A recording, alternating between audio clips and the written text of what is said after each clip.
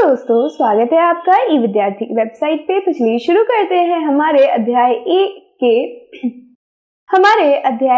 के प्रश्न 3 में हमसे कहा गया है खाली स्थान भरे।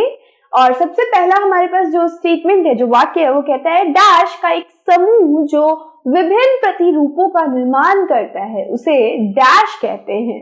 तो देखो, कौन सा ऐसा खगोलीय पिंड था जो समूह में आकर किसी प्रतिरूप का, किसी आकार का निर्माण कर रहा था?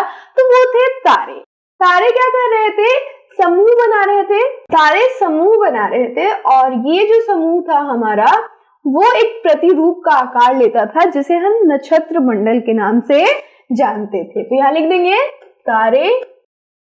तारों का समूह जो विभिन्न प्रतिरूपों का निर्माण करे उसे हम नक्षत्र मंडल के नाम से जानेंगे। दूसरा क्वेश्चन कहता है तारों की एक बहुत बड़ी प्रणाली को डैश कहा जाता है। तो जब बहुत सारे तारे एक साथ मिलते हैं तो किसका निर्माण करते हैं? वो आकाश गंगा का निर्माण करते हैं। तो लिख देंगे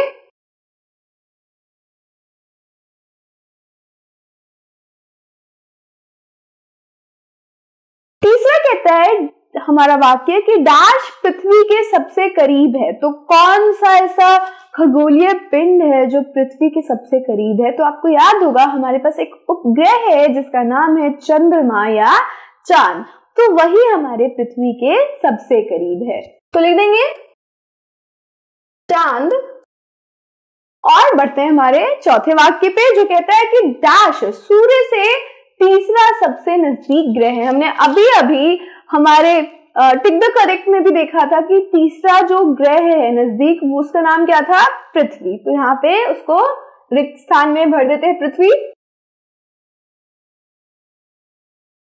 पांचवा हमसे कहता है वाक्य कि ग्रहों के पास अपनी डैश तथा डैश नहीं होती है। क्या नहीं होती उनके पास? अपनी शर्ट, टी शर्ट नहीं, लाइट और हीट। हिंदी में क्या लिखेंगे? प्रकाश एवं ऊष्मा।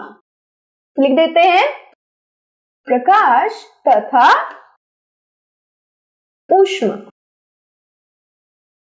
तो ये है हमारे खाली स्थान भरे। और इसके साथ साथ हमारा ये जो चैप्टर है वो भी यहीं समाप्त हो रहा है। So with this, I would like to say my thank you. I'll see you in the next video. Till then, stay safe and keep learning with us. Bye bye.